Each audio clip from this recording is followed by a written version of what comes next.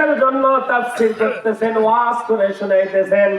ও तमाम পৃথিবীর মানুষেরা, তোমরা যদি तमाम পৃথিবীর মানুষগুলো লেখনেওয়ালা হয়ে যাও, সবাই যদি তোমরা লেখা শুরু করে দাও, বলে কি লেখা শুরু করে দাও?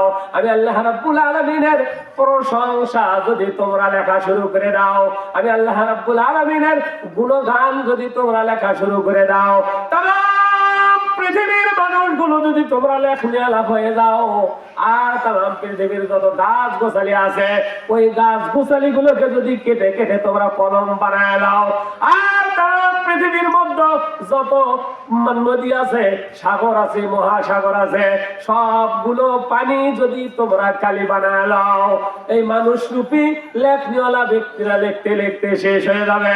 ওই গাছ রূপী কলম গুলো আল্লাহ রাব্বুল আলামিনের প্রশংসা লিখতে লিখতে শেষ হয়ে যাবে, ভোতরা হয়ে যাবে, ওয়াকিদ হয়ে যাবে।